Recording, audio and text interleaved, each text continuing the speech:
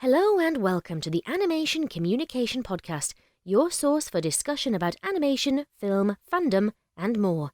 So please join your host, I Love Kim Possible a Lot, or KP, and Lauren Kizich, the Abbey Roadie, for today's discussion. If you like what you hear, please remember to support by giving a like, a follow, as well as subscribing to the main I Love Kim Possible a Lot channel on YouTube. Spread the word and keep being a part of a great community. This episode is appropriate for all ages. Welcome everyone to this regular episode of Animation Kimmunication, I guess. Just like regular chill old episode with me, KP, and Lauren. Say hi, Lauren. Hi, Lauren. I knew you were gonna do that one. Okay. So this is a more chill one of our chill episodes where we just kind of talk like film theory, kind of, sort of, and fandom theory, and kind of like why do people do things on the internet, and hopefully helping people that want to do fan fiction to kind of understand the pros and cons of doing fan fiction. And I'm always an advocate that it doesn't matter if it's based on fan fiction or just fandom stuff in general, whatever gets you to start doing that thing. So writing or making videos in my case, or drawing, or whatever the case, because your passions kind of can trick you into learning things, and then you're just like, oh man, I've been writing for all this time, even though it's fan fiction. Now I write the things. So don't let that discourage you, as far as from my opinion, but I'm not too important in this talk. So anyway, today we have Monochromatic. She's known for her My Little Pony fan fiction, specifically shipping Rarity and Twilight a lot. That's she talks about that a lot on Twitter, so whatever. So I also call her Kat, and I'm friends with her in real life, so I'll call her Kat or Mono. It'll probably switch back and forth. So that's my thing. So it's the same person, just for the record. Okay, so Kat, introduce yourself. Why do you do things? Go. Hi, everybody. My name is Monochromatic. And as KP said, I'm a fan fiction writer. Well, I'm a writer in general. And I've been at this since I think I was 14, and started with Pokemon fan fiction, which was very bad and is still available in the deep ends of fanfiction.net. And that's basically it. And I currently move in LA because I tried to get here to do screenwriting, and then stuff happened, and I'm still figuring out what I'm going to do. But basically, I really love writing, and that is mostly who I am.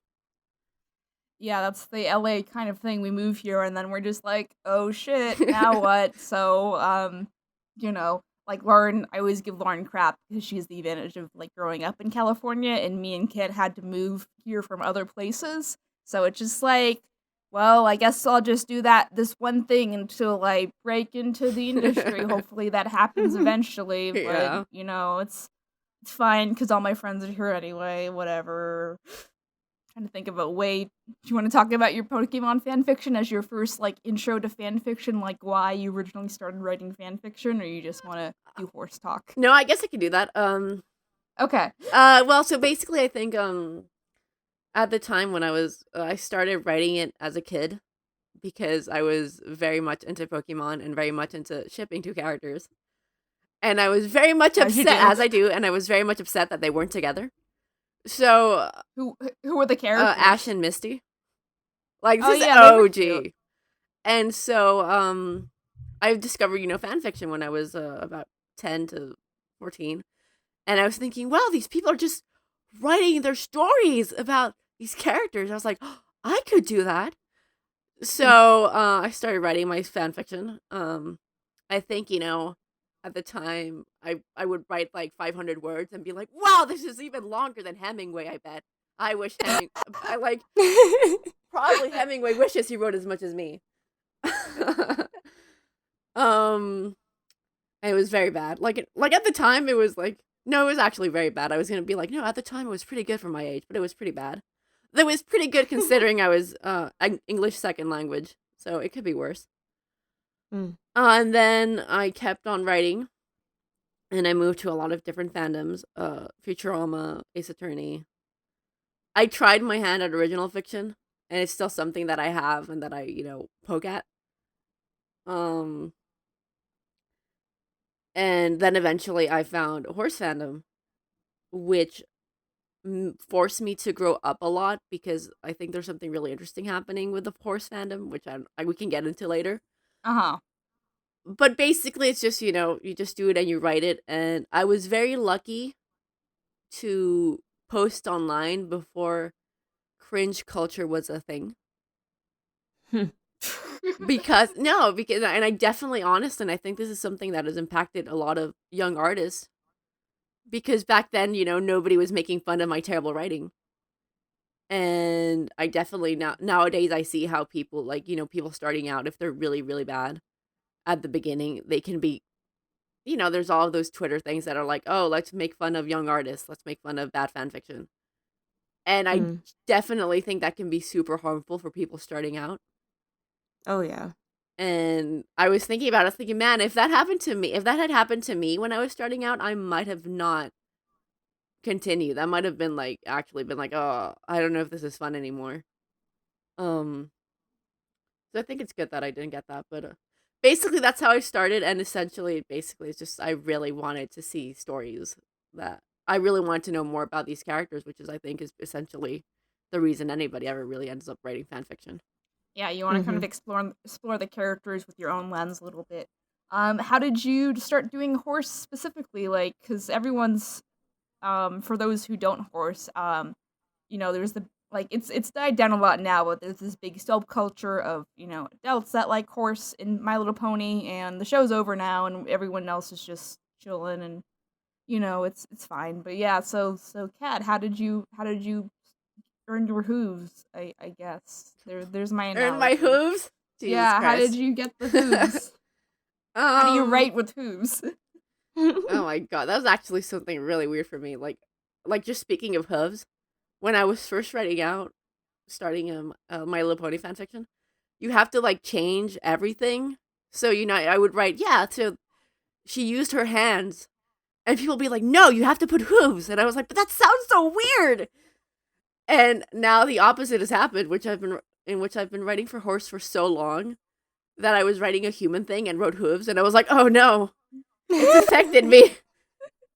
God, actually, wait, can I have like a small anecdote, and then you can edit it out? Sure. Yeah. But like, holy cow. So, for those who don't know, my job is I do edits for scripts. Well, not edit for scripts, but I do copyright checks for scripts and whatever. And so I was writing a report, and this is like the worst thing. This is one of the worst things that has ever happened to me in my entire life. And for those who don't see My Little Pony, they have... Actually, this is embarrassing. I don't know why I started telling this, but whatever. I'm doing it now. Anyway. So, in the show, we have puns for, like, places, right? So you have Manhattan, you have Saddle Arabia. Mm-hmm. And you have to, like, really stick to this when writing fanfiction, because if not, people, like, like, they really get on your... They get on your case about it. So, I was doing this show, and I was researching names set in Saudi Arabia. So, I sent out my report, and then I get a text from my boss saying, hey, just letting you know, I think there's something wrong with your spell check. It kept changing Saudi Arabia to Saddle Arabia. And let me tell you, I got that text message, and I had this moment of reckoning, like come to Jesus moment, where I was like, oh, I want to die. And so, oh my god, that was like horrible. Anyway, right, so back to your question. So I got into horse because, strangely enough, I had a friend who hated horse, but that was because she was an OG fan, and she had like a lot of bad experiences with the G4 fandom. As you do. So she was like, I bet the show sucks. And so I, on a principle, hated it because she's my friend, and you support your friends. And then one day I was like, and then I found out about the fact that this show has a really adult fan base, and I thought, hey, I want to check this out. I want to see it. Like, I want to see if it's actually bad. So don't judge a book by its cover. So I watched it, and I watched the pilot, and then I watched season 1, and then I watched season 2, and then I was upset that there wasn't more. And I think something that has always struck me about the show, and obviously is the intended focus, is that it's a very entertaining show even for adults. It has like a lot of its topics are things that would still apply further on in life, which Mm-hmm. I think it honestly is, as everybody who is in the fandom already knows, is probably the appeal of it. Um and I think specifically what made me want to write about these characters is that the characters themselves are adults. They're Yeah. not they're not usually, in media. Not to say that, there's not other media where they're teenagers that, it's not fun to write. But for me especially now that I was really as a young adult myself, they're characters that are also young adults to an extent. Mm-hmm. Mm-hmm.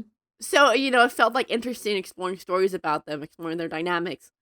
And also because the characters are just really well developed and have really interesting dynamics. And then going back to, sorry, if I'm talking a lot, you should just shut me up. Anyway, I mean, it's a podcast. That's what you do. You're good. I know, but I don't want to like talk over you guys. But going back to like what I mentioned earlier is that I think, and especially talking about fanfiction specifically, you can see that a lot of okay, so not all of it. Some fanfiction really is bad, and that's how it is. Mm-hmm. But the the MLP fandom was, I think, subjected to so much critique and hate and judgment at the beginning, and sometimes it was rightfully earned. Like, I'm not gonna say like it's been a perfect fandom. Like, as any other fandom, we've had our really bad cringe moments and our really bad like yikes moments. Mm-hmm. Mm-hmm. But from an artistic perspective, a lot of people were like, "Oh, it's these adults doing stuff about ponies and girls," which made the fandom want people to take it seriously. And by wanting, and this is my theory, by wanting people to take the fandom seriously, all of the projects were then taken incredibly seriously. Mm-hmm. So, and it's something that I see a lot, for example, in fanfiction, which is like the fanfiction.net, of course, I guess. Mm-hmm. But there's a lot of like, oh, there's contests to get better. There's a lot of editing stuff done. Like, everybody tries to get editors. Everybody's constantly trying to critique each other. There's a lot of a culture to, oh, no, this is actually serious. This is actually professional. And especially, and even the medium itself, the website itself isn't like designed like Archive of Our Own or fanfiction.net, which is literally just an archive. It's a platform where authors can communicate with their readers, where readers are encouraged to comment. So I think it's a really, really different experience, and it's one that basically forces you to grow because it's just an incredibly active community. Would you say that it's pretty active even now, even after like almost a year of Dead Horse? No, yes and no, because not really in readership. That has like died down a lot. Mm-hmm. But still, every day, like 20 to 30 new fanfictions get posted. Yeah, that's fair. So it can be hard as a writer now, especially if you don't have already like an established fan base, quote unquote. But it still is a very active community. And Okay. oh, sorry, go. No, I was just gonna say, like, yeah, that does make sense because I'm just gonna go on a small tangent to the fact that like when and you probably get this too, Kat, but people will find you at conventions, horse or otherwise, horse themed conventions or otherwise, and be like, hey, I want to do what you do. How do I do it? And so like I outline like you need to get an editing program, you get a decent microphone, you need to like learn how to edit because for those who have been watching me since I've been like baby KP with like 5,000 subscribers or something like that. I edited my own videos for like the first 6 months. That's kind of how you do because people need to see that see that you can do shit yourself first before they're like, "Oh, maybe I should, help or I'm interested in this because, as a producer, like you want to like people who want to donate their time for you, it's nice when you can get shit done because there's been so many like even just horse projects, but so many fandom projects because they're not funded because they're fan projects like the creators have all these big ambitions for them, and it's gonna be fully animated, like a whole like feature fully animated, but it's a fan project, and then they just don't get done, and then it's like the contributors get frustrated because like I spent all this time on this thing, and the leader just doesn't have the resources, they're just not on it, and like I always try to like I quote unquote pride myself, knock on wood. I'm not important, but I pride myself in the fact that I'm like every project that I finish, even the projects that I don't like that old radio play that I don't like to think about right now. I still got it done. So but as far as, accessibility, writing is you just have to have a keyboard essentially, and you have to kind of learn about tropes and like just general writing stuff, like versus video editing versus drawing. There's a little bit more of a money investment because you have to pay for the programs. If you're using a paid program like the Adobe Suite, you have to pay for the microphone. You have to get a decent enough computer to handle the software. So I think it's a good accessible tool for people that just want to do something creative. And I always tell people, and Kat or Lauren, you can jump in whenever, but I always tell people like start small, write, do something that is decently okay. Do something that is decently, easy to do and prove to, I guess, the public, quote unquote, that you can do it, because then I think people will take you more seriously as a creator, whether you're doing fan projects or you're not, is like you can actually, finish it. And then I'm sure me and Kat can go on rants about how, like, I dabble in reading fan fiction every, like, once in a blue moon, but, like getting obsessed with a fan fiction that never gets done, and it makes everyone sad. So I think also a big thing is also like what's your motivation? Because for writing, I do want to say that like at least at the beginning it's incredibly important not to write for other people.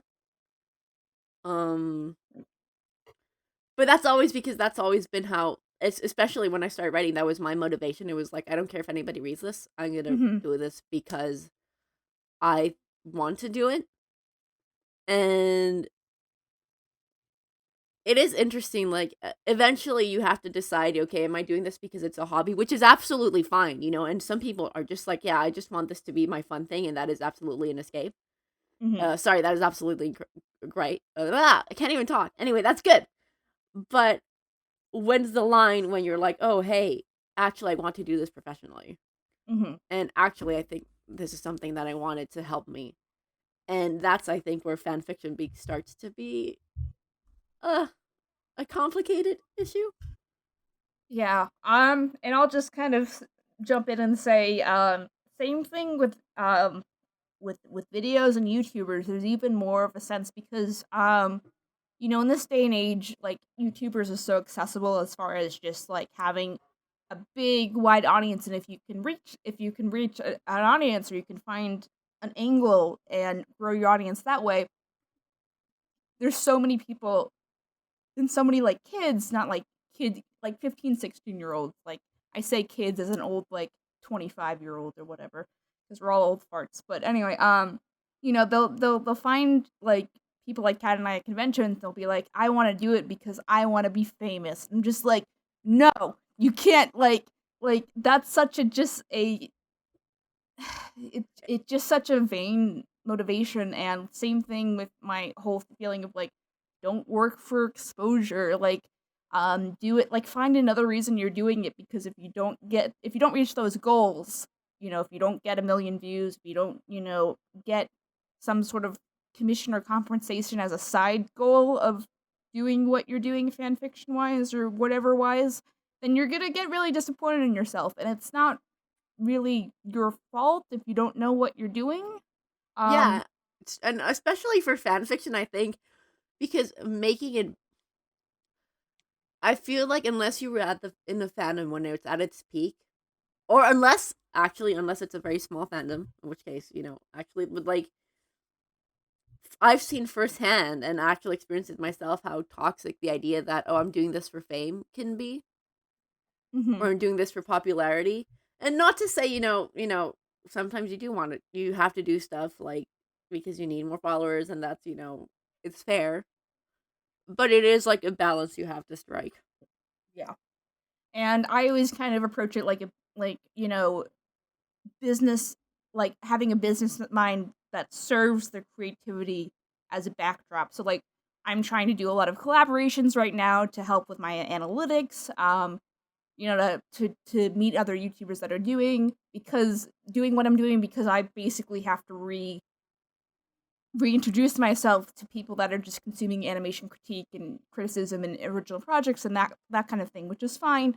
And I always go in with collabs saying, hey, like realistically, your analytics are better than mine. So like similar thing what we did with Cell Specs and the big Pixar video is like, hey, the team will edit it. We'll put part of it on, like, we'll do part 1 on your channel, part 1 on my channel, and we'll tell everyone to subscribe in the beginning. And, if that's a fair trade-off for you, like, you don't have to edit it, you can just record it and be done, that's a fair trade-off to me, and you're helping me, and I'm helping you, and everyone kind of wins, and, people are rediscovering my work because of stuff like that, and I'm trying to kind of push more collaborations. But, it's also because I want to make friends, because I want to get out of my comfort zone and work with someone that, has a different way of doing it than I do. And I feel like, as long as you're leading with genuineness, but having kind of a business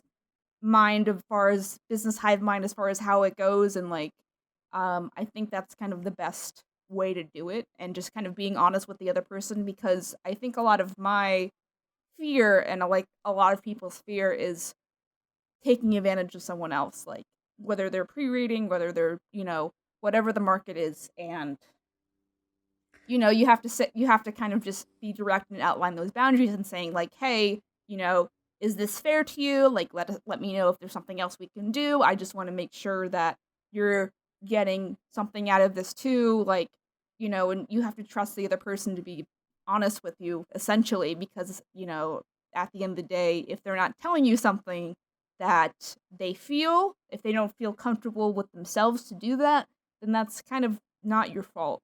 So that's kind of how I take the volunteer work, is just kind of finding, like, blurring the lines between business and fun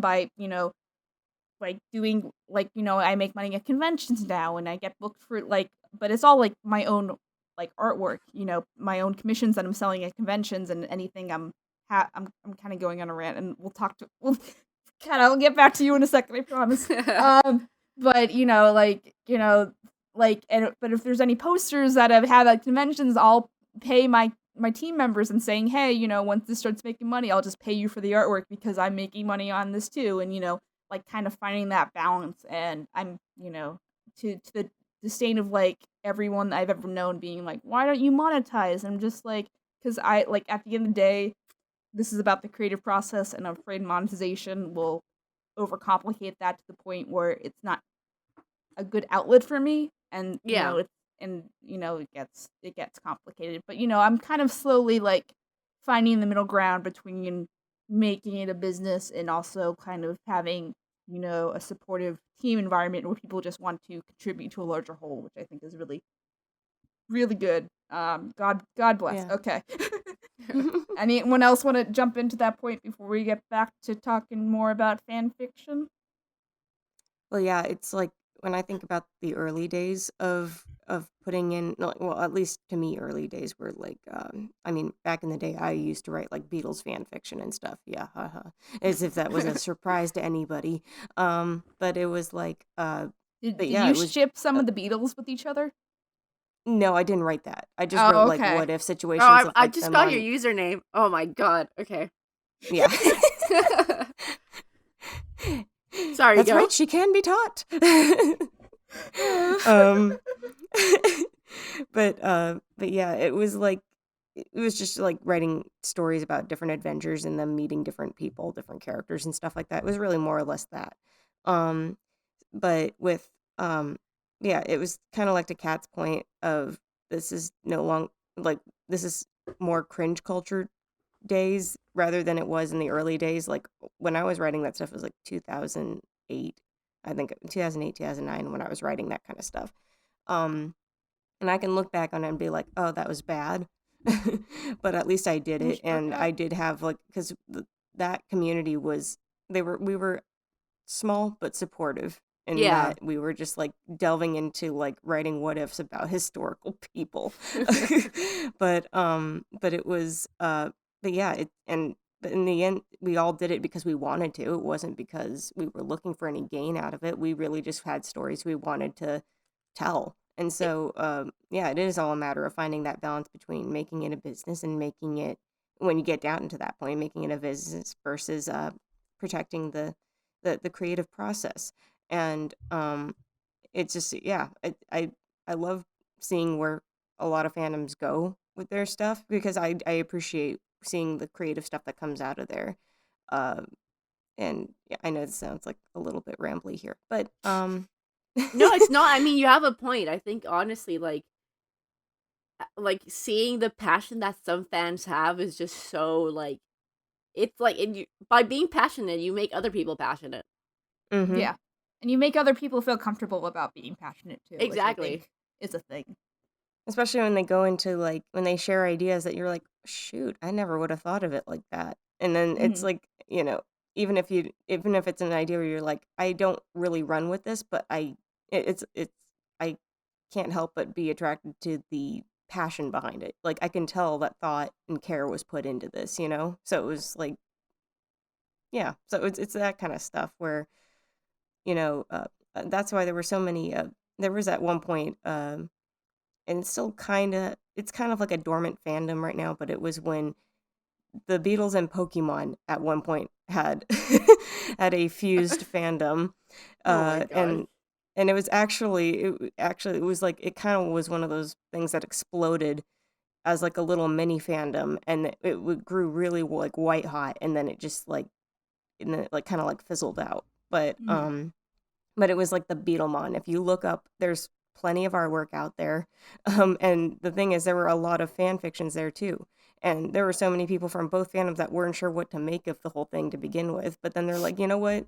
There's some really cool adventures going on here. They're introducing some really interesting characters. I want to see where it goes. And basically, people before anybody knew it, people were making OCs to go into those little storylines, and so people are like, hey, can you put my OC in the story? I'll make you like illustrations for the stories if you write. And so it was literally starting all these collaborative processes of like illustrators and authors and all of these people That's really working together to cool. make like full stories. And it's a shame because some of them were like I think one went to like 50 chapters or something like that, some crazy amount that and they were like, they're if each chapter was broken out, it would almost be like having 3 chapters in one chapter, that like how long they would go.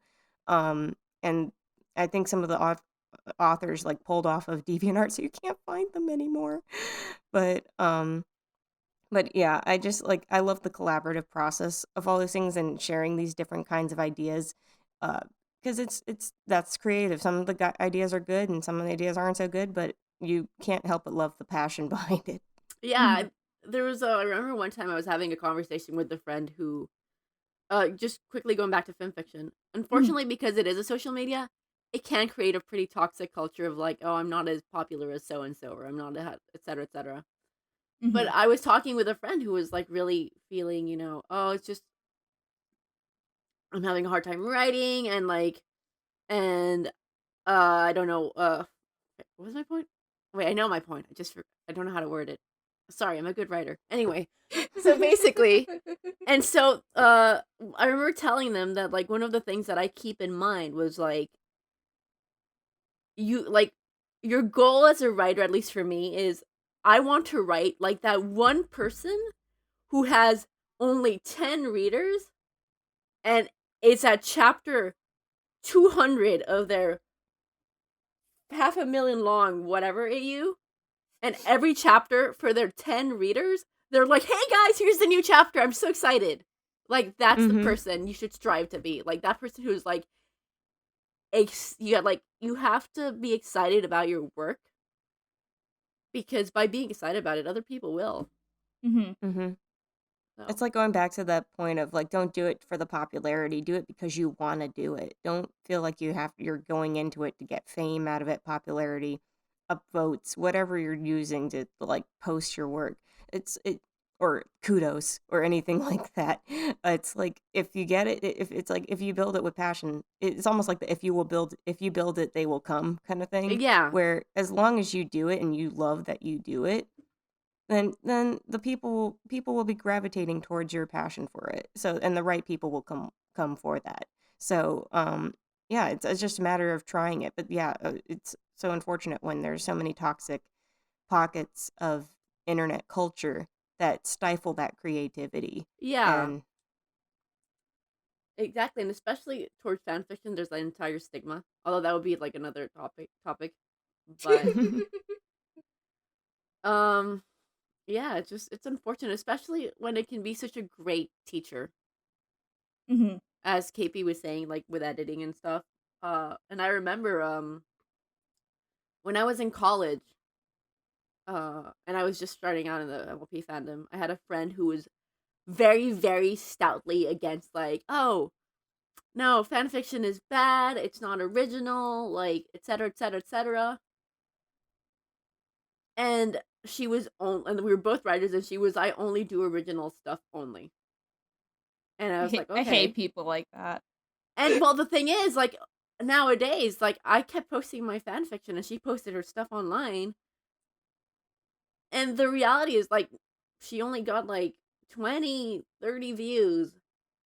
While I was getting, like, a lot of people reading me, a lot of people commenting and forcing me to grow. Which is one of the best things about fan fiction is that it is a fantastic training ground.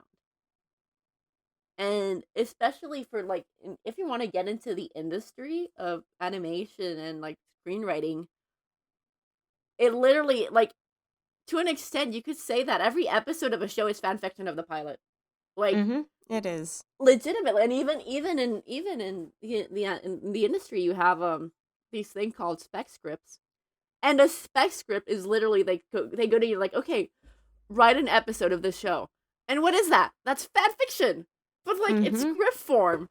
So there's just a lot of things that you can like learn from it, and especially and then sorry, now I'm going to ramble. But like it's even the original thing, because that's always like the biggest critique of fan fiction. Is like, oh, but this isn't original. And my thing is like, okay, but have you seen how the fandom reacts? Like, if you're not good at this, they will destroy you. Like, if so and so is out of character, that you will know, and they will be angry about it. So, not only do you obviously, I think there's obviously original work is incredibly original because it's all very creative. But with fan fiction, you have to not only understand the world and the characters, you have to also bring something new to the table. Right? So that takes a lot, like, that in itself is a huge amount of creativity, because you have to understand the world, understand the characters, understand the world building, know how to world build in a way, know how to make something new, but in a way that makes sense in the context of the show. So it's a lot of things that, that are just, like, really interesting, and it's a shame that it is so frowned upon, and so, well, I don't know if still, but kind of. And especially also with, frick my life, I just had a really good point. Especially when, oh my god. Well, I'll probably remember it later. But yeah, it is a really good training ground, and, god damn it. Sorry, can I swear here? Sorry. Yeah, you can swear. Anyway. But it's just a really good training ground, and I think that, it's a shame that so many people, treat it like it's, bad, when, a lot of these are just being creative, and that's fine. And it's like, it shouldn't be something that's mocked, or shouldn't be something that's like, and especially, and this is like, especially of all of the fan mediums, I always feel like it's the one that's like, oh, fan fiction, when it takes a lot of effort to write. Oh yeah. So it's like sorry, go. Yeah, no, I was gonna say, it's like multiple chapters of something isn't exactly easy to write, especially consistently, and if you have a story and you're gonna keep going with it, rather than like one-offs are one thing, is you get the story done, done quicker. It's almost episodic. But if you have like a ongoing story that you keep working on, yeah, that's not easy by any means. It's not, and it's and and having to update quickly and having to like and I think people really take for granted.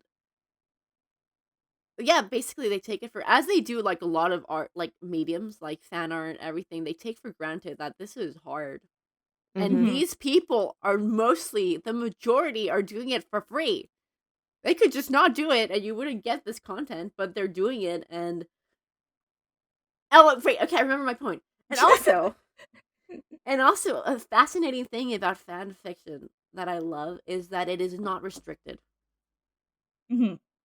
In the sense that like it's not, there's no publishers being like, oh no, you can't go through the storyline because or oh no, you have to cut this here because it's too long. Sure, some of those restrictions are made in place to improve the story, but a lot of times, because there's no society restrictions, there's no anything, fanfiction can be incredibly creative because there's nobody there to say no, you can't do that. Exactly. And I remember, like, in fact, one of my bigger stories has artwork every chapter. And I remember it started because one time I was like, man, I wish I could do that. And then I was thinking, wait a second, who says I can't? Why can't I do that? Or actually no, this is what actually would change my mind was there's this book I read in high school called The Book Thief by Oh yeah, I love The Marcus Book Souza. Thief. It's a fantastic book, and I remember reading it. And so the entire conceit of the book is that it is narrated by death. Mm. So when I read it, I was like, you can do that? like the narrator can be like a character? And he can be like, and have his like opinions on the story? And I was like, wow, mind blown. And then as you start the book, suddenly there was these things where death would be like, okay, everybody, we're pausing now so that I can like bullet point layout points for you. And then you would just bullet point layout points. And I was like, but I didn't know you could do that. And that's something, that I think fanfiction does, where fanfiction is like, I'm just going to do it because who's going to say no?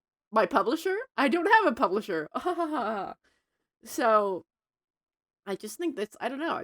I think it's like, it's great. And it's, how you have all of these people commenting and helping each other. It's like, I think it's a really great community. And as I said, for writers, it's a really good training ground. Yeah, I think the key from what I'm hearing is that people just have to understand that if they're new, they're not going to know everything and they have to be open to the criticism. Just, Yes. Understand what is constructive criticism and what is just someone being an asshole. Yeah, that's very true. Yeah, so like, if someone's trying to help you and critique you and say, hey, I really like this character or how you wrote this character, but, it went on too long, or there's some things you can cut out that didn't really add anything to the plot, those kind of things. Then, versus someone just saying, fuck you, how dare you write this character this way? And, then you just ignore those people because those people are just looking essentially for self-validation, like understanding a character from a certain lens and just yelling at people, which, I mean, to be fair, sometimes I do, but yelling at people saying this is the way they have to be written because I say so. So, it's, I think, and that's kind of a struggle for young creators in general, or people who want to start out doing something creative on the internet, is they don't understand that, not everyone's gonna like your shit, and, but finding the people that care that you are doing what you're doing and want to help you improve, I think reaching out to those people and kind of having a dialogue with them, picking their brain a little bit about what, my dog is outside and he's making noise, so I'm trying to record when he's quiet. But anyway, yeah, finding those people and kind of picking their brain as far as how to improve. But you have to, just has to be a mindset where you just say, hey, I'm new, I'm not perfect. These people are giving me points about improving my craft, and obviously you don't have to listen to everyone's creative criticism because everyone has different opinions, but the fact is Mhm. just being open to that. And I think a lot of new people are just like, I'm gonna go and submit my art on DeviantArt and be famous. And then when that doesn't happen, or people are critiquing their shit, then it's just like, oh man, why did I put stuff on the internet? Like, you have to kind of be ready for Yeah. that kind of I stuff too. It also feel like depends like a lot of your motivation, because there are probably people out there who are like, I don't care if this is bad, this is how I want it. And that's fine. That's completely fine. But I think especially if you're somebody like really speaking directly to people who, oh, I want to be better at this. It's always like the idea that, as KP said, finding people who are actually genuinely wanting to help. And honestly, even sometimes people who are rude, sometimes they do have valuable things to say. Um like there's some critique, because some critique can be harsh as hell. Mhm. Um and especially I remember like at the beginning I was like, I will admit it, I was very bad at taking critique. It was like I was like, how dare you? And it would like hit me really hard. But Yeah. ultimately you have to like try to find people and have the idea that the reason they're telling you this is because they love the story so much they want it to be better. Mm-hmm. And Yeah. and that does bring a point, a quote I really love from, I think it was Neil Gaiman. I'm 90% sure it was from him. But and it's something I remember a lot because I have an editor who I love dearly, but we clash a lot. And I think the quote was essentially something like, if somebody tells you there's something wrong, they're usually right. If they tell you how to fix it, they're usually wrong. Mm. So that's the idea, like, and at least how I approach a lot of criticism is like, because sometimes I'll have like my editor will point out, hey, I don't get this part, or I don't understand, or I feel this and this and this, and part of me wants to be like, you're wrong, it's perfect. But the thing is, like, it's very likely that if this person thought that was wrong, it's very likely that there will be other people who have the same issue. Mm-hmm. So, and I really enjoy as a creative, even though at the moment I'm frustrated, but then I'm like, hey, that was fun. Like, figuring out how to solve their issue, but while keeping it to my creative vision, I think is very important. And I think that's a common trap that people can fall into when they get editors, and like, and actually like the opposite of taking advice. Like there's a side of like, I'm not taking critique, and then there's a side of like, everything you tell me, I'm just gonna do it, instead of like actually sitting down and thinking like, okay, let me see what you're doing, see what you're saying, and how do I adapt it to my style. Mm-hmm. Mhm. Because you don't want to be that person that's like, even though I do it, but I genuinely think that my editors are really good. It's not because I'm being like, I'm just gonna say yes to everything because I suck. It's because like, oh, they're good.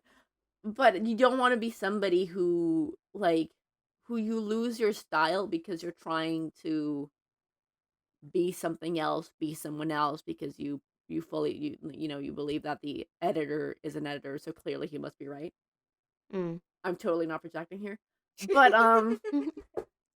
so I think, it's important to always preserve your artistic style, and always, craft it in the sense that like, oh, I want this to be better because I want the stories that I'm telling to be better. If that makes sense. Yeah, Yeah. I think that makes sense. Okay. I think let's move on to some of your works that I've read one whole fan fiction that Kat has written. Will make me feel better, Kat. You don't watch my videos, right? I do, You do? but not all of them. But I've watched a few, so it's okay. We're fair. We're fair. Okay. Yeah. Okay. So fair. Okay. Cool. I still feel kind of bad though. But well, Kat is my pre-reader now for my own script, so she kind of has to watch my videos versus like I'm just like, oh, Kat does things on stuff, and I get it, I guess. So like part of my when I was first kind of discovering her work, a part of me was just like, I don't get it. Like, why Rarity in Twilight versus of Oh all my the gosh. characters you can ship? And like our mutual friend Nick had to explain that like it was a kind of a classist there words a classic kind of parallel where Rarity is really obsessed with upper class and Twilight is just kind of this bookish nerd who like is in the upper class and eventually becomes a princess, and there's this kind of correlation there, and I'm like, oh, that kind of makes sense. I kind of get it. So why don't you articulate why you like Rarity and Twilight? Why you think they're good dynamic shipping people courses? And like I know Rarity's like the Discord to your KP. So why don't you elaborate about that? Like why those two, and what kind of challenges do they present writing them romantically or otherwise? Well, so for me, a lot of Abby, I'm assuming you're also a pony fan. So Yes. okay. So for me, She has a pony avatar. I know. I just want to make sure. But for me, like, so I'm gonna talk way more than just shipping, because for me, the fascination, well, the interest with these characters isn't about the shipping, but it's about their relationship as characters. Okay, that's fair. And I'm informed a lot by where I grew up. And for those who don't know, I am actually Mexican. Well, I'm Mexican American, but I grew up in Mexico until 3 years ago. Actually. Yeah. Wow. She's like almost 3 years ago. Geez. She's like a secret Mexican because like Kat looks really white, so people would not just assume that she's Mexican. So I'm just waiting for the opportunity that we go out in public somewhere and then someone's talking in Spanish and assume that we're just two white women who don't know what they're talking about. And Kat's gonna like go in and be like, hey, I heard that thing that you said in Spanish. Guess what? I speak Spanish too. Fuck you. But like saying in Spanish, and I'm just like, yay, I contributed to that. So I'm kind of waiting for that moment. But, anyway, continue. Well, basically, so in Mexico, at least where I grew up, this is my personal experience. Doesn't apply to everybody in Mexico. But in Mexico City, there is a very, very stark social class disparity. And even if you look at our telenovelas, it's like literally that. Literally, it's like, oh, the poor young lower class hacienda worker falls in love with a beautiful higher class lady, and it's a star-crossed thing, and it's like all of that. And I was when I so again, basically that's very strong in Mexico, and I was raised with that mentality. And so when I saw, and for me, the moment where it clicked for me was actually the Sweden Elite episode. Because in Mexico, there's absolutely, like, the idea that you will absolutely be judged by who you hang out with. That is a thing that happens there, and it can absolutely dictate who your friends are, what opportunities you get. So I remember when I saw Sweden Elite, and Rarity is, like, trying to get it, to hang out with these people. For me, I was like, oh my god, that makes sense, because if she doesn't get this, she won't get better opportunities. And like the film industry. Exactly. That's the point I'm gonna get to. And then the thing is, okay. And I remember thinking, and then when you get to the part in this episode where so basically, for context for people who haven't seen this episode, essentially, Rarity goes to like the high fancy city of the Equestria, and she starts talking with like these upper class people and like making connections, networking, because that is what she's doing. She's networking, and she's a designer. She has to do it. She has a business she has to build. And I think a lot of people don't really see it as that. They don't realize, like, they aren't thinking that she's a business person trying to make connections so she can sell. Anyway, but so she has all of these things, and then the drama of the episode is that she misses Twilight's birthday party because it's in Ponyville, and then Twilight's like, well, just take the party to you. And they set the party the same day that this important event is happening with the upper class. And Rarity keeps switching back and forth between the parties because she wants to attend both. And then you find out that she's embarrassed of where she comes from. And that the thing is, again, in Mexico, that is, all of those things were reasonable and understandable because that is how society, and it's terrible that society is like that, but that is how it is. And I remembered something that struck me is like, eventually her friends find out that she's been going to both parties, and Twilight, who is the person who has a birthday party, you expect her to be like, what the hell, Rarity? Why were you trying to ditch my party to come to this one. And then Twilight says, Rarity, that's so smart of you. You're networking. And I was like, oh my god, Twilight gets it. And that immediately made me think, like, oh, wait a second, of course she would get it. She's from Canterlot.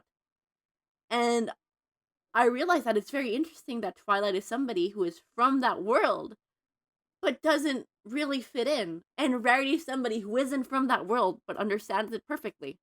Mm. So I think that to their relationship adds a layer that I don't think they could really share with anybody else from the group. And especially because I'm somebody who really absolutely believes that how you were brought up affects how you act and how you think. Mm-hmm. And Rarity understands perfectly how high society works, how all of that works. And especially then later Twilight becomes a princess. And like, I'm still pissed off we didn't get a Princess Diaries episode with Rarity and Twilight, but it's fine.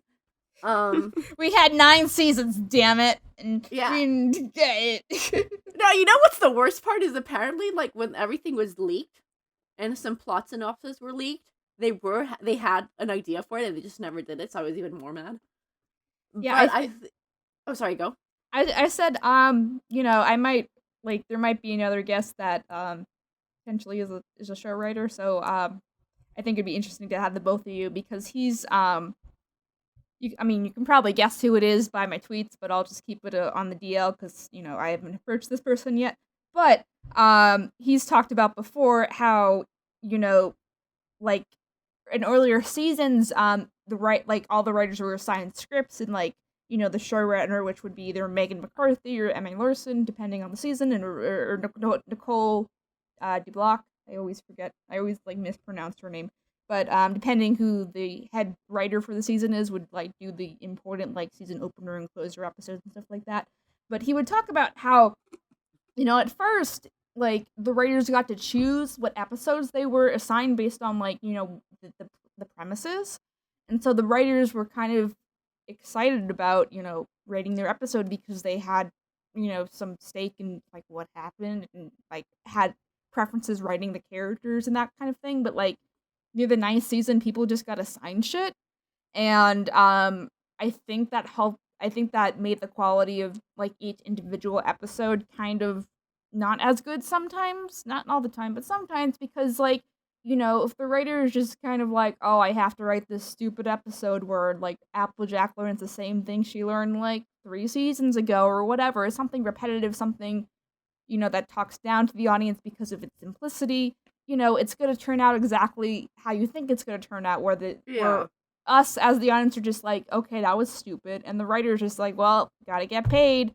you know, and it follows the same story beats as everything else because, you know, there's no stake in it, like, and I think a lot of that has to do with the premise itself, and like choosing really oversimplified premises is annoying, but also like the writing behind it, you know, and I think, I mean, obviously fan fiction doesn't have this problem because the writer gets to choose like what they want to write about, like in the span of the universe, versus just like you have these 2 characters, they go on an adventure, go write it. Here's your money. So yeah, so I think there's just, I don't know, I think it's a very interesting dynamic that I recognize I really like because of also like where I grew up and how I grew up and how I think about the world. But also again, the industry. If you look at the, like, especially the fashion industry, and especially the movie industry, it is in a lot of ways who you know. Mm-hmm. Like, I would like to sit here and be like, talent alone will get you there. And obviously you need talent because, sure, you can know the right people, but if you don't have the talent, then you're not going to do the good stuff. Well, not talent, but if you don't have the effort and the, like, knowledge and learning and whatever. But it is a lot about networking, and it is a lot about being, you know, a business. Mm-hmm. Well, and then, but at this point, I would start devolving into my, like, Rarity defense speech. But, I like how you already have like your standard Rarity defense speech. Oh my god, I'll like go to bat for Rarity every day. In this essay, I will. That's your life, right? No, legitimately, I will, like, I've been trying to get cons to accept my on Rarity panel so I can just defend Rarity for an hour in front of a like crowd of 100 people as I like furiously ramble about why she's the best character ever. But so I think, and honestly, and that's what I really like about fanfiction is that it takes deeper looks at characters. Mm-hmm. And obviously, you know, not to say that my perspective on these characters is the only right one, because you know there's some people who look at Rarity and all they think is like, oh, she's a social climber, and they're not wrong. I mean, they're wrong, but they're also not wrong. That's their perspective. So I think fanfiction especially like really brings a lot of that, like all of these different interpretations, and I don't know. I just think it's like, but yeah, I think that Rarity and Twilight have a really interesting dynamic because they're both on a level that I don't think they can be with others in that group because of Twilight specifically because of where she was brought up, and Rarity specifically because of her interests and who her clients are. And her clients, especially if you look at it in the sense of the show, normal ponies are not going to be buying her clothes, really. It's the upper class that's going to be buying the clothes. It's like the city people in Manhattan. So she has to cater to them. She has to understand how their world works. She has to understand how to navigate it. And I think it would be really interesting if she probably helps Twilight how to navigate that world, how to like understand it, because Twilight lived in it, but she didn't really care about it. So I think that has a lot of potential for really interesting stories. That's neat. I like. Okay. I'm trying to think of like another thing, but like okay, so I guess talk about the things that people like you for. No, but like so Lauren, and for the people that are listening, so Mono has this whole huge like novel size Rhodey and Twilight fiction, which I mean, correct me if I'm wrong, but I think that's what you're most well known for. So yes, my AU, right? Yeah. So I have this story called The Enchanted Library, which is actually about mental health, which is something I really try to write a lot about. And the reason people, well, I don't know why people like it. I think they just like it because I write, like, I guess because it's well written. But also because it was a story that I wrote while I was in a kind of a bad relationship, and I had like mentally abusive stuff going on. And it's an AU where the conceit of it is that 1,000 years ago. Define an AU in case people don't know. So an AU is an alternate universe. So essentially, it's like, hey, I like Harry Potter, but what if it was in space? And then you write Harry Potter in space. Right. So this story, the AU of it was the conceit of it was that 1,000 years ago, all four princesses, aka Twilight, Cadence, and Celestia Luna, were trapped in different parts of Equestria by Discord. And 1,000 years later, Rarity stumbles onto Twilight's library because she's trapped in an underground library, and basically becomes a story of freeing her. And as you go on with the story, you realize that there's a lot more, and it's like actually a story about mental abuse and about mental health. And I think that's probably why people. I think it's like, and it's weird for me because I can't really say why people like it. There's a lot of things. Yeah. How, like, tell me why you people like what you do, and I'm like, I don't know, I just do things and people tell me they like it, I guess. But I will say, like, a comment that I've gotten a lot is that my stories are very authentic. Mm-hmm. In the sense that, like, and going back to what we were talking about, being passionate about what you write, is I'm just very passionate about what I like, and I'm very authentic of what I really like to read, and I really like to write, I really like to write, I guess, introspective but positive stories. And in fact, one of my stories that I got, there's this award on fanfiction called the RCL, which is where like this group basically says, hey, we like the story, so we're gonna make everybody in this website have it on their newsfeed for one day. Mm-hmm. And I remember I wrote a story that was set in the Equestria Girls universe, where Pinkie Pie is a volunteer at a suicide hotline center. And because I thought it was really interesting for me to think of like, and well, at the time I was really depressed, and I myself was suicidal, and I realized that a lot of the stories that I read about depression were sad, and they were about being sad, which is fine. That's how some people cope. Mm. But I was like, no, I need something to pick me up. I need something to understand, and I specifically use writing as a way of understanding emotions and processing emotions. Mm-hmm. Mm-hmm. So I was thinking, okay. And then I remember I was like, sitting there like, how do you even call a suicide hotline? And then I thought, oh my God, that must be that must be like a really hard job. Who's helping the people who are doing suicide hotlines? Mm-hmm. And I thought, oh, that would be actually interesting. So I wrote this story where Pinkie Pie is, as I said, volunteering at a suicide hotline center. But I wrote it from the perspective where she doesn't understand suicide. Mm. And so she's like, and she's trying to help, but she herself isn't depressed. So it like forced me to like be kind to myself because I was writing it from the perspective of somebody who is like genuinely cares about other people. Mm-hmm.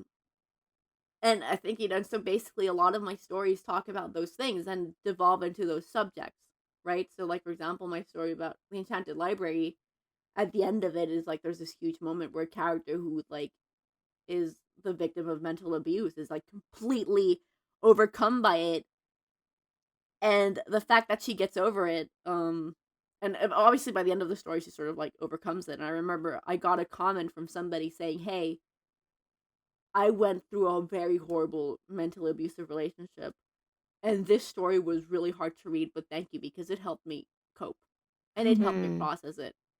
And I think that's really some of the beauty of writing that I like. And I think genuinely that's, if I had to define why people read what I write, is because of that. Because there's a very authenticity to it, I feel, or at least I try for it to have. Mm-hmm. And yeah, And in reality, oh, go ahead. You want to? I was going to say, when it comes from a real place, you can tell. When it comes from something that is true to you and true to your emotions and to what you've experienced, if it's like coming from that raw, real emotion, yeah, it comes across, and people can tell. So you that's can when, and absolutely tell. Yeah. Sorry, I did interrupt you. Go ahead. No, I was just gonna say, like, I think that's one of the main, like, points of, like, good wholesome conventions and, like, having good experiences, because, like, I mean, I try to be an advocate for mental health because of my own mental health, my own mental issues, and not as a way to draw attention to myself, but as a way to show vulnerability, to let people know it's okay to be vulnerable, and that, you're not going to have a good day all the time. And like, even if you are quote unquote successful on the internet, that doesn't absolve some of the real issues you go through throughout life. I think in general. So a lot of times I will use Twitter as a coping mechanism. And if you want to, and sometimes it's annoying to people, which is fair, but sometimes people find comfort in the fact that they're not mental health problems can happen to anyone anywhere. Famous actors, like I can't think of right now, have mental health problems. In general, it's a thing that I think as our society changes, and those kind of resources are more available publicly, which is already starting to happen. Same thing with LGBT kind of stuff, as that is considered more of a norm, and not so much as like an outcast themed kind of topic, I guess, if that's how you want to word it. Um, it won't be such a big deal anymore, but we're not at that point yet. So like, I think, like, to me and Kat's point, normalizing it, I think, is really important. And for someone who particularly, like, a lot of their shit has come from the fandom in general, and I think that's kind of, it's just been hard for me because that this is my creative space. And um when like you have to go through like horrible shit because of something that you do, versus like a physical situation, they're very different in their own different ways, but it's just harder to kind of find yourself, and like you have to redefine yourself via, you know, your like who you are as a person versus like separate yourself from your your persona online, I guess. Yeah. And yeah, and I think a lot of, you know, why I love going to conventions, besides, you know, making money is nice. I don't make too much money, but like, you know, I usually do like okay. But part of the big reason I like to go to conventions is because you get to physically see those people that are impacted by your work, and then you're just like, oh, it's just not a comment in the void. You know, there's someone coming to you and saying, hey, I know that thing that you made helped me with X, or like I used to watch, like, you know, I watch your videos, I love them, thanks for being, you know, thanks for doing what you do. And then it's just like, wow, there's more than just me having my own creative space on the internet. It's helping people through specific things, and I think that's really really good. And part of I'll say a thing real quick before I jump back to Cap. Part of you know, I like a couple like months ago I did a video with Lily Orchard, who is just as a divisive figure by nature, just how she handles certain topics. But I tried to make a point to you know, not really dive into that, but more like Lily has mental health issues, I have mental health issues, and I thought, you know, doing a collab about mental health um with you know, with her as a transgender uh person would be interesting and helpful. And like, you know, and that's why I did it, not so much just like because she's divisive and stuff, but like, you know, I admire Lily. It's not, I think it's very case by case, but I admire someone who's willing to kind of be vocal about um, specific issues. And that, you know, the whole Harvey Weinstein stuff, the whole reason why all that stuff was brought to light is because one person decided to publicly talk about it, and then more people did it, and more people did it. So again, it's a very case by case basis as far as, you know, that line and crossing that line and talking about issues publicly. And part of the reason I try to talk about some of my issues with just conventions or whatever publicly, because it's not, things aren't going to change unless someone's able to address them and say, hey, this is not okay. And like I did something with BronyCon the last year, is like, hey, how you're treating me is not okay, and I don't give a shit about being a community guest, but, you know, making these decisions based on, you know, lies is not okay, guys. And, you know, I was, you know, punished for that, and people, you know, mistook it as me being attention seeking, and, you know, that's, people will see what they want to see. I tried not to be that person, but if people just want to dismiss me because, oh, I'm trying to do the thing that trying to grind my jimmies on, you know, something, not getting what I wanted, I think, you know, whatever. But anyway, Yeah. so I guess, but, you know, seeing, like when I went to a convention, there was someone who approached me that said like, hey, I saw the Lily video that you did, and it really helped me, you know, it helped me, you know, make the call to go to therapy. Like, you know, I don't remember what specifically she said, but I think it just, she said something along the lines of like, oh, it really helped me. It's really nice when someone is, you know, talking about mental health publicly about like that.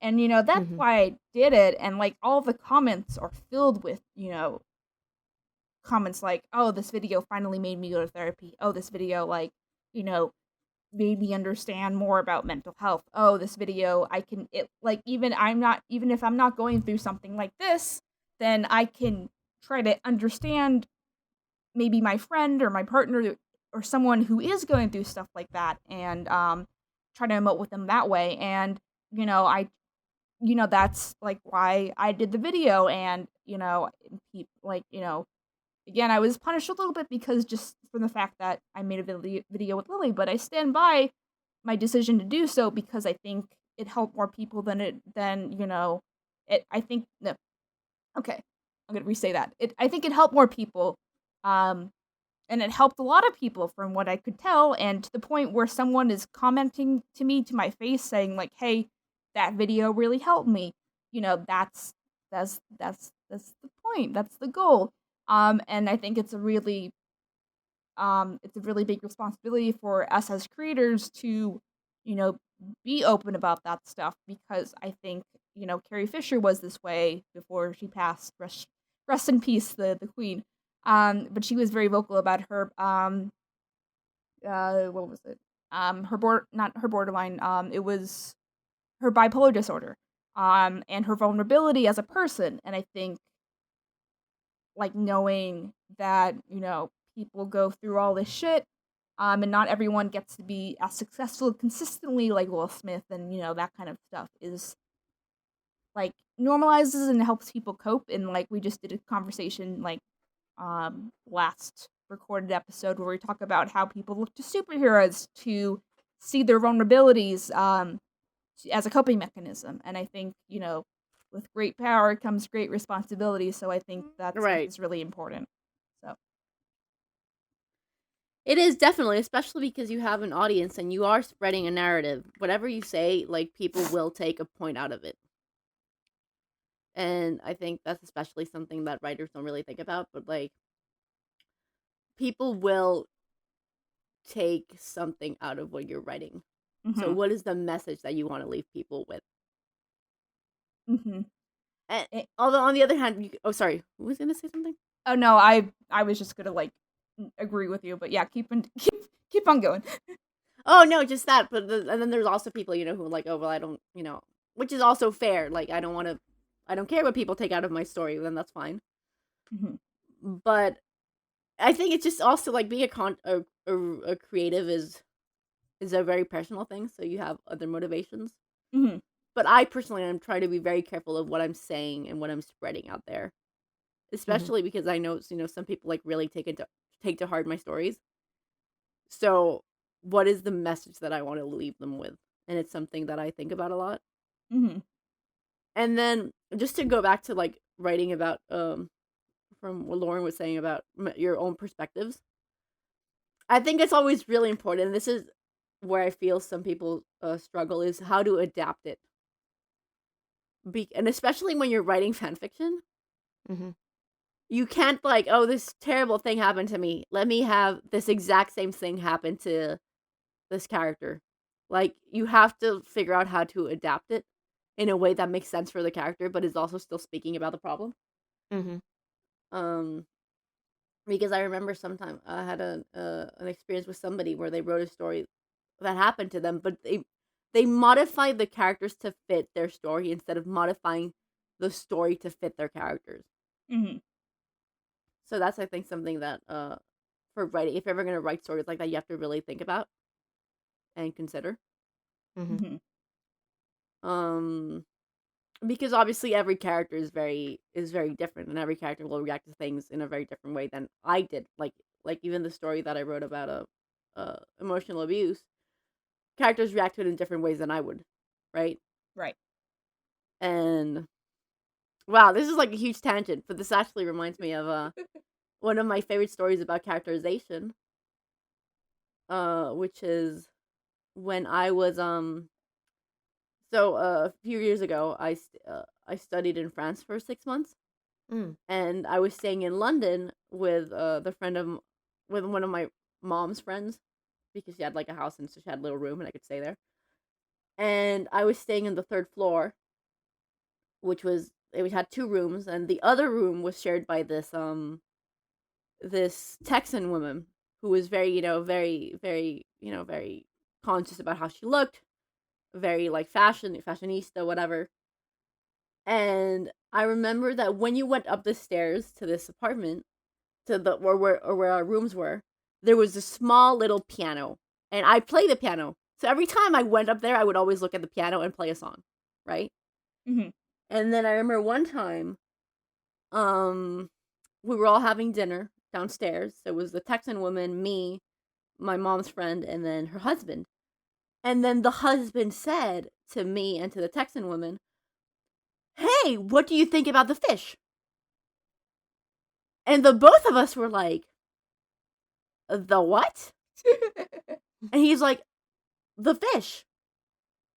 Haven't you seen the fish? There's a huge fish like hanging in front of the like where you guys sleep, or where the rooms are." And I was like, "No, I only noticed the piano." And then the lady was like, "Oh, there's a piano? I only noticed the mirror." And I was like, "There's a mirror?" And so we all realized, we went up there, and in fact, there was this mirror that I had never noticed because I don't really, don't put too much stock into my appearance. There's this piano that she had never noticed, and there was this massive fish hanging there that neither of us had ever noticed because we don't care about fishes. Fuck the fishes, it's fine. Well, okay, we care about fishes, but not about that particular fish. But that's basically a very interesting perspective, very interesting lesson on characters and how every scene has to be informed by what that character thinks, how they act, what they care about. So, for example, a story like the the Hotline story I wrote with Pinkie Pie would be a very different story if I wrote it with Rarity, or if I wrote it with Rainbow Dash, or if I wrote it with everybody. So that's something that you always have to be conscious as a writer. And especially when you write about your own influences, your own experiences, you can't expect a character to act like how you did. Or you can find a scenario that leads to the same sort of results, but it has to be catered to that character. It can't be catered to you. And I don't know, but yeah, but that fish story is always really funny for me because I swear to God, I lived there for a week and I never saw it until he said that to me. But I don't know why. Sorry, why did I get here? Anyway, yeah, characters, it's fun. Characters seeing their own world in different ways. That's I think how we got here. Yes. Yeah, it's pretty much also just it's commentary on people will pull different things. Or different people will hold different things from. It's almost like art, interpreting it. You're gonna get something different from different people. Some people's their attention will be drawn to one thing, another will be drawn to another thing, and they'll be like, "I like that. I like this." It's like I didn't even notice that one. And when they all start talking to each other, that's literally the audience. Exactly. It's really fun to take, especially when you're lucky enough to be able to communicate with your readers. It's funny to see what they take away from that and what they notice and what they don't. In fact, I had this it's really interesting. I was showing one of my chapters of a story to a reader, to one of my friends, and it's still not finished. And I showed him the scene, and he was like, "Oh wow, I really thought this would happen." And I was like, "Oh, that's so much better than what I currently have." And I had to completely rewrite it. And then there was another time where I posted a chapter. And I was setting up something, and then somebody was like, "Oh my God, I bet it's gonna be this." And I was like, "Oh, that's actually better than what I had planned." So I had to message them and be like, "Hey, I'm gonna take your idea. I hope that's okay. So thank you." But that's also why I think communicating with talking with a lot of other creatives, writers, and not just writers, but just even people who don't write is really important. Because as Lauren was saying earlier, and even KP, collaboration brings more ideas. It brings different perspectives that can make the story better and give it a lot more life. But yeah, that was my take.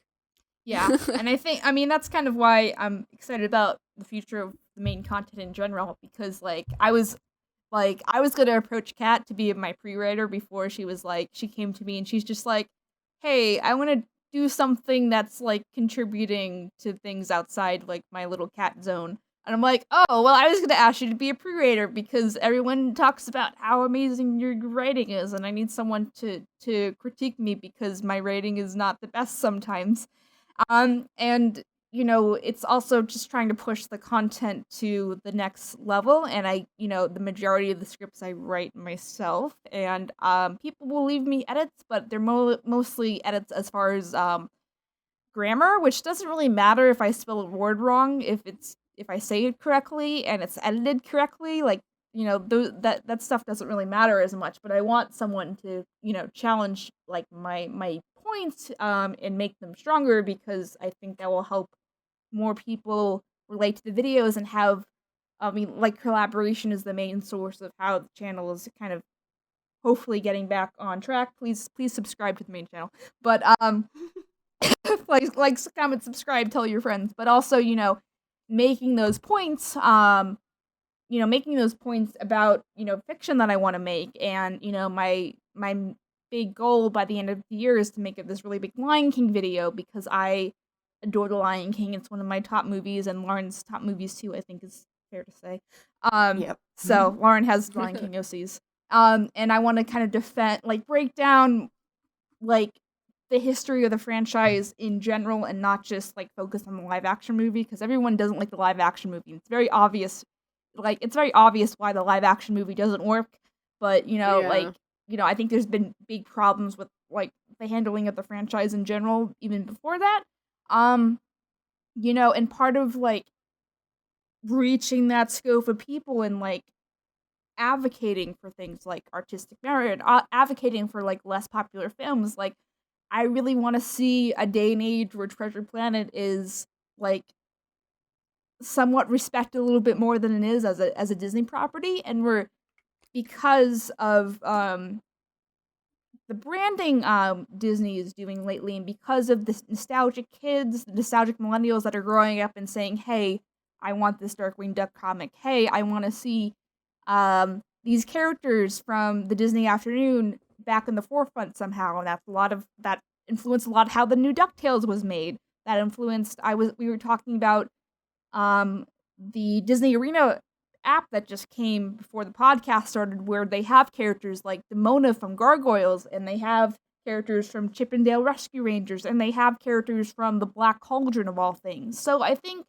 like, Treasure Planet redating itself and Atlantis redating itself too, or just kind of it's just a matter of more time. And then if you look back historically, that Sleeping Beauty didn't turn out too well when it was first released. Pinocchio didn't turn out too well when it was released because of the World War II economy. Fantasia did horribly when it first came out, but people don't remember that because they just remember, like, Sorcerer Mickey just being a plethora of the parks, and how, Disney is kind of reimagining different things. And I think that's kind of the joy of Disney being creative and having all these assets to use, like, their characters for. But it's all about kind of not only, like, analyzing media, but also defending the underdog a little bit too, and trying to, and you can't do that if you're just gonna write a script, and it's hard to do it all just in your head without updating it. And I think that's why a lot of people, like, really don't understand, like, my Fluttercord jabs are a joke, because at the end of the day, Discord is a character like everyone else in the show. And a lot of times it's going to depend on your interpretation on Discord. And I can argue day and night why Fluttercord doesn't work, but it's not going to matter if you interpret Discord as a character differently. And I'm sure Mono could do the same thing with Rarity, Yeah. So I think it just kind of, a lot of this just depend, like, collaboration is great, essentially, is the plethora of this. And, I'm seeing, like, I mean, I've seen it all the time, but, not a lot of people know about it. Like, the team, like, we have meetings on Fridays, and everyone's just critiquing each other's work, and that's just making the product better. And sometimes people are just like, man, KP is just, like, using all these people, and she's just not paying them. And I'm just like, no, shut up. They're getting something out of it, and you don't know better than the people that are making these choices, and they're not your choices to make. Yeah. But I guess I'll shut up too. So I guess we'll end with Kat. Like, what is your defense for writing fan fiction versus regular fiction, and what do you think? I mean, touching what we already talked about, but what do you think are some good advice, tips for people that want to start writing fan fiction and they don't know where to start, or they don't know how to start, or maybe they're young and they're just kind of afraid of that kind of feedback that's inevitable? Like, what is your advice / opinion on those two things? Well, so I think the debate between fan fiction and original fiction is a complicated one. Mm-hmm. Because I don't think one is better than the other. There's in fact, a lot of stuff going on right now is fan fiction. Like, all of these remakes are fan fiction. Yeah. Like, essentially, let's not even. It is fan fiction. I think. Obviously, when you do original stuff, you have the benefit that it's original. So you can, like, if you're like, it's yours completely, you can you say the rules, you say what you want, and it's something that you can. Honestly, the thing is, I kind of want to say fan fiction isn't unoriginal. It's not. It's sure you're using concepts that have existed, that already exist, but to say it's not original is a disservice. I would say more like the difference between using characters that exist and characters that don't exist. So, like, if you use characters that exist, you have to be really creative in how what you bring to the table, how you use them. Original, you have to figure out everything yourself. You have to, make the characters really strong yourself. Mm-hmm. So I think both help you practice different things. Mm-hmm. And for example, I know that I'm trying to break out into fan fiction. Sorry, no, not break out. I'm trying to break into original fiction. And which I feel eventually ends up being like a natural progression. People start with fan fiction and then they go towards original fiction. Mm-hmm. But then again, you go to the industry, you go to like the film industry, and you're back to fan fiction in a lot of cases. So I think they're just both different. They complement each other. Like, you can learn things from one that you can't learn in the other. You can, if you just do original stuff, maybe you won't really understand like how to understand it. Like, if you only do original stuff and you don't have a really strong sense of, oh, how do I make this character always be like this? Mm-hmm.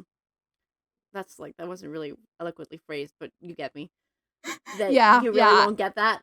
Although on original fiction, in fan fiction, an issue is that maybe you become too reliant on everybody knowing what's going on. So you lack buildup in that respect. Mm-hmm. Which is why actually alternate universes are really good. Because alternate universes force you to treat it as if it was original fiction. But it's not. But you like the way you write it, it forces you to think of it as if it is. Mm-hmm. Because for example, if we do Harry Potter in space, then I have to reintroduce Harry Potter. So it's forcing me to it's forcing me to practice reintroducing a character and like building him up. And then I guess for just people starting out, honestly, like as we've said multiple times during the podcast, is just do it because you love it. Do it because it's the passion that you want. I want to say, don't listen too much to critique at first. Like, listen to critique, but Don't be it discouraged. Don't be discouraged by it. Yeah. There is I think there is an advantage to be had of hug boxes. I know fanfiction.net is very heavily criticized for being a hug box. But when you're starting out, it's not, you need the encouragement. You need people to say like, "Hey, this is good. Can you give me more?" Because that encourages you to keep writing and to keep getting better. But yeah, basically don't get discouraged if you have bad critique. And surround yourself with positive people. Surround yourself with people that want you to improve. Or that, that support you, I think would be the biggest thing. And then as for where you're writing, just genuinely write what you want, because there will always be an audience for what you want. I remember when I started writing for Harry and Twilight, there was nobody. It was like a few fics getting posted. It was like 10 people who really liked them. And I was like, well, I guess I'll just write for these 10 people. And now there's a frick ton more, because as I think it was Lauren who said it, passion will bring more passion. And you willed it into existence. Yeah, but Lauren had you have a really good quote. What was it? If you build it, they will come. It was exactly. That's a movie quote, but yeah, I just think it's still relevant. It is very relevant if you build it sincerely and honestly, and if it's something that you like, it will bleed through. It will have heart. Oh wait, dang it! Can I have one last anecdote? Yeah. Is it okay? Yeah. Okay, this is going back from something Lauren said. About how you mentioned that it'll like if something has your heart, it'll bleed through. So there was one time where I was like, oh no, I must be a bad writer because I only write this one thing. So I said I'm gonna force myself to write something I'm gonna force myself to write something different. So I wrote this story with these characters that I wasn't really into, and I remember I showed it to a friend And he read it and he said, well, it's good. And I was like, yeah, but, and he's like, well, it's good. I mean, it's technically speaking, it's good. The dialogue is right.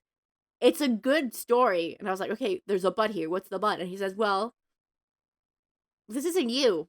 Like, I don't see you in this. I don't feel your heart being in any part of this. It's a good story because you're a good writer. So it will always be, it's going to be good, but it's not you. And that for me was like a massive, like, kind of wake up call. Especially when it comes to like, oh, I'm just going to do stuff that I think will get me views. Right. Because the idea is like, sure, I could like write these things that I'm sure will get me tons of views and tons of comments.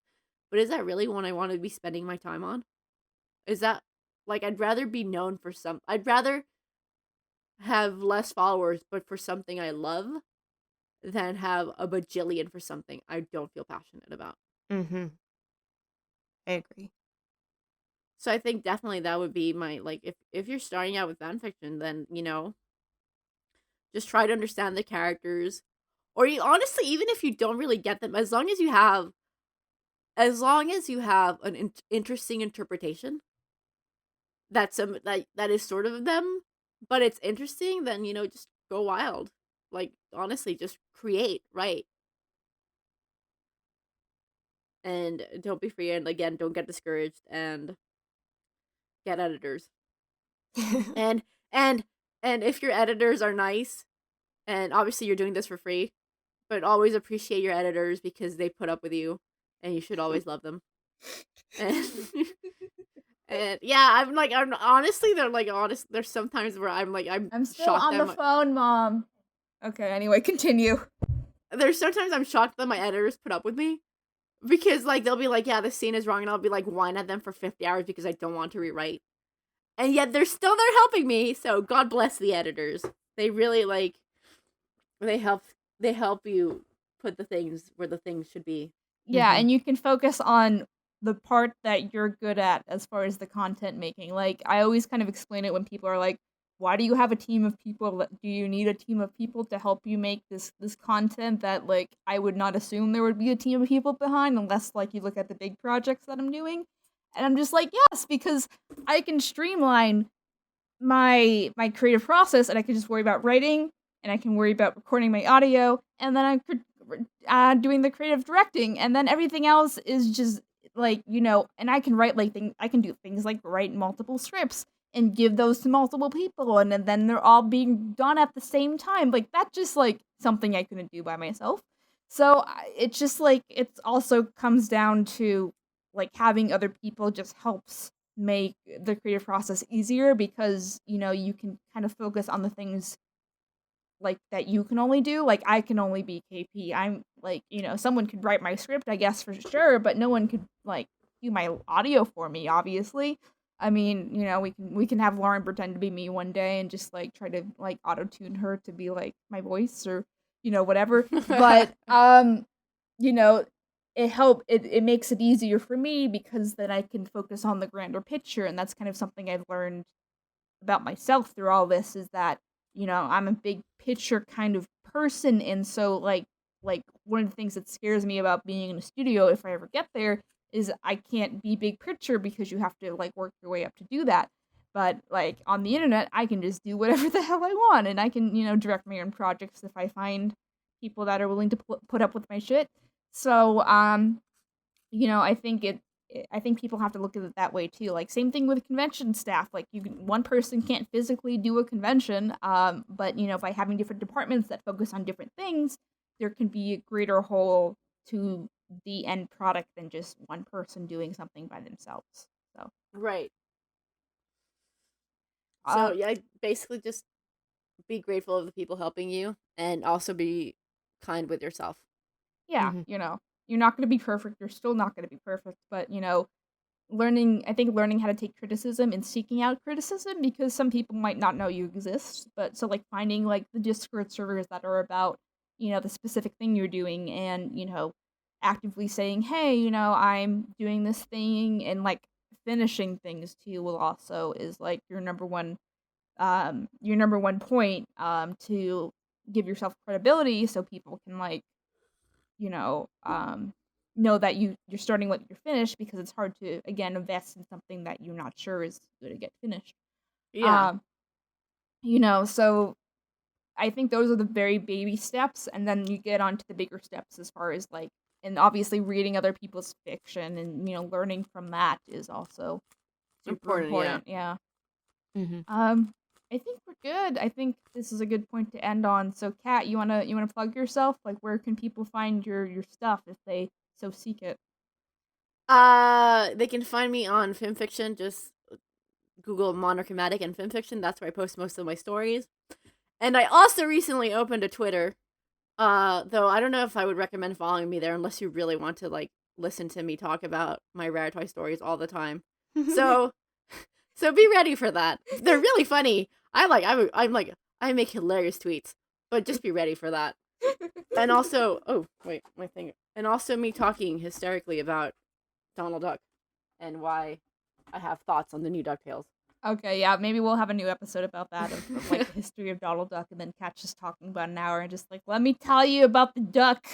So, but yeah, that's where I have, and that's basically it. Okay, for our regular plugs, hopefully by this recording we'll get our stupid freaking promotional pieces done so we can start actually promoting people. So on things, so that has all the social media, but like for people I guess who are new, we release episodes every Wednesday, 6 a.m. Eastern on SoundCloud or Spotify or iTunes or your favorite podcast provider, and then the video versions are uploaded on YouTube at 4:00 p.m. Eastern Standard Time if YouTube is easier for you, if we don't forget or we don't have any technical problems, which happens sometimes. Just tune in Wednesdays in the mornings and pretty much in the evenings. So yeah, I mean, it doesn't really matter. It doesn't really matter where you go, but those are just all the avenues. So even if you're just like, I don't know, a podcast, I'm just like, well, you can go on YouTube and press the button. You got it. So, and then obviously subscribe to our main I Love Kim Possible a Lot channel and tell your friend and turn your notifications on, because that helps us a lot, because we're trying to obviously grow right now, and we're starting, we started to grow a little bit, and I'm just like, please don't die. I'd like to grow more than just in the I've been in the 120,000 range for not that I'm ungrateful for that, but I'm just I've been in that range for a couple of years now, and I want to expand, just so we can expand our passions, not so much unlimited power. So tell your friends please about podcasts and stuff, and we'll see you next week. And all the podcasts are on those places if you're new, and probably from Cat stuff, and you want to listen to the other episodes, highly recommend. We're funny, I think, sometimes. So. And interact with us on the ye old Twitters. Ye old Twitter. Me and a team member, and Lauren, I don't think Lauren's tweeted a while, but me and a team member run the Twitter, and I think I do funny tweets, so and no one knows they're mine for the most part, unless it's art that I did and I posted it, but we'll respond to you on Twitter. Fan art is cool if you feel like it, but obviously up to your discretion.